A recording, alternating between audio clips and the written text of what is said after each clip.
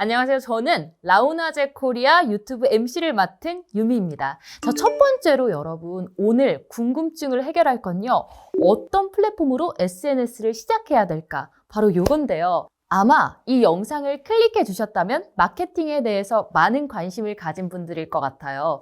처음에 마케팅에 관심을 갖다 보면 마케팅 종류가 너무 많아서 혼란스러우실 수도 있을 것 같은데요. 그래서 오늘은 마케팅 종류에 대해서 핵심만 좀 간단하게 알려드리려고 합니다.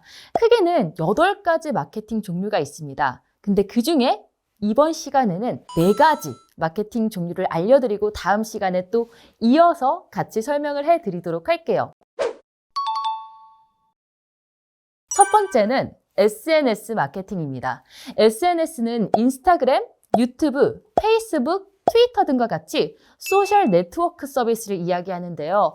요즘 SNS 마케팅 안 하시는 회사 없잖아요. 근데 SNS 마케팅은 정확한 타겟 유저 세팅이 가능하고 온라인의 빠른 확산과 실시간으로 쌍방향 소통이 가능하다는 아주 큰 장점이 있어요. 회사에서 직접 운영하시는 경우도 있고 여력이 안 된다면 대행사에 맡기는 경우도 있어요. 그런데 마케팅만큼 SNS 종류도 정말 다양하잖아요.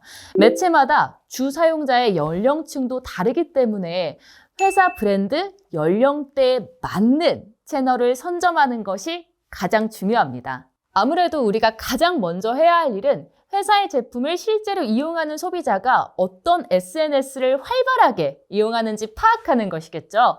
타겟팅한 연령층의 채널을 선정했다면 양질의 콘텐츠를 업로드하고 현재 고객들과 또 잠재 고객들과 같이 소통을 하면서 브랜드 이미지를 구축하면 되는데요. 또 이때 중요한 게 양질의 콘텐츠겠죠. 처음부터 높은 퀄리티의 콘텐츠를 기대하기는 어렵습니다. 그래서 전문 대행사를 통해 시작하는 것도 하나의 방법이라고 생각하고요. 그러지 못할 경우엔 같은 업종의 SNS 마케팅을 벤치마킹하는 것도 좋은 방법이죠. 그런데 진입장벽이 낮아지고 어느 회사나 다 SNS 마케팅을 하는 만큼 경쟁이 굉장히 치열하겠죠? SNS 운영마다 차이는 있겠지만 공통적으로 꾸준히 좋은 컨텐츠를 올리는 것이 가장 중요하다는 거 잊지 말아주세요. 두 번째 바로 광고입니다. 네이버에서 파워링크라고 불리는데요. 키워드 광고는 이용자가 네이버나 구글 같은 포털 사이트에서 특정 키워드로 검색했을 때 최상단에 노출되는 거 말해요. 예를 들면 네이버에 에어컨이라고 검색했을 때 가장 먼저 에어컨 관련 광고입니다 라고 파워링크가 뜨죠.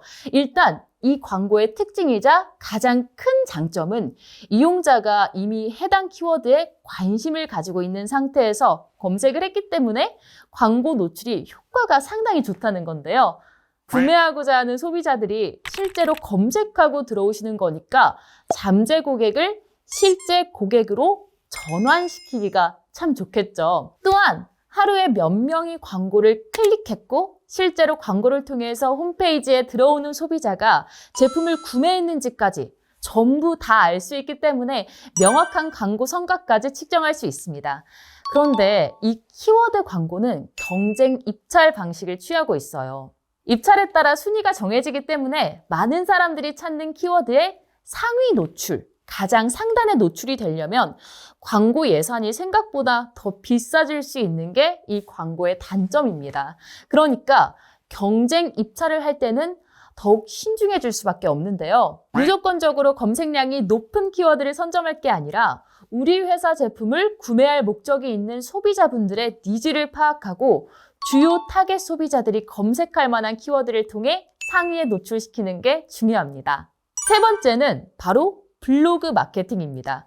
블로그 마케팅은 키워드와 바이럴이 합쳐진 마케팅이라고 볼 수도 있는데요.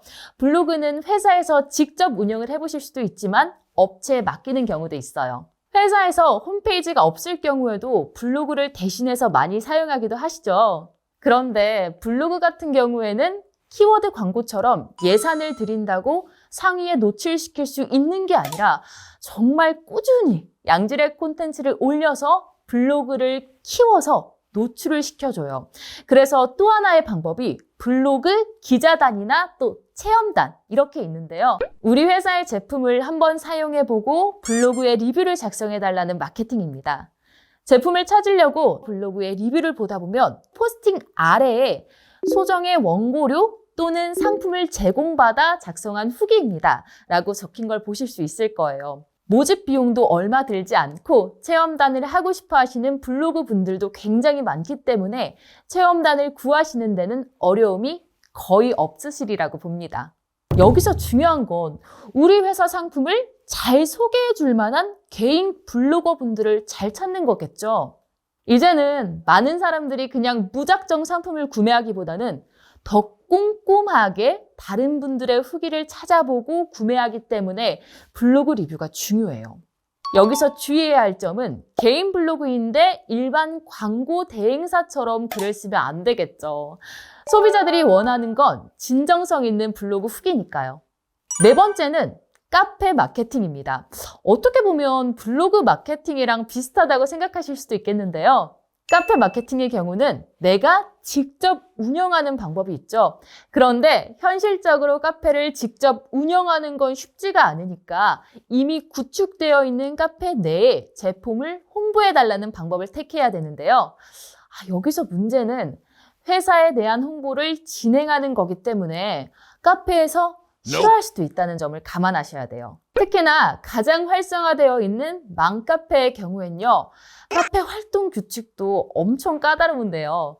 규칙에 어긋나지 않는 선에서 홍보를 진행하던가 아니면 마음 편하게 카페에 광고비를 내고 정당하게 홍보하시는 방법이 있습니다. 이럴 땐 카페 관리자에게 쪽지로 우리 회사 제품을 광고하고 싶은데 광고 단가가 어느 정도냐고 물어보시면 견적서를 보내줄 거예요. 카페 규모가 클수록 단가 역시 높아집니다. 카페 마케팅이 까다롭고 어렵게 여겨질 수가 있는데요. 장점은 내 제품에 관심이 있을 수도 있는 잠재 고객들이 모아진 그 공간을 홍보하는 것이기 때문에 광고 효과가 생각보다 큽니다. 하지만 무조건적으로 광고 효과를 보진 않겠죠. 회사나 제품에 따라서 효과가 다를 수 있다는 점 기억해 주시고요. 자, 오늘은 이렇게 4가지 마케팅 종류에 대해서 간단히 정말 핵심만 설명해 드렸는데요. 회사의 브랜드와 또 상품에 따라 어떤 마케팅을 해야 할지 조금은 감이 오셨으면 좋겠습니다. 여기서 더 설명드리면 영상이 너무 길어질 것 같아서 나머지 마케팅 종류는 다음 영상에서 더 자세히 알려드리도록 할게요. 이 영상이 좋으셨다면 좋아요와 구독, 알림 설정까지 같이 부탁드릴게요. 시청해주셔서 감사합니다.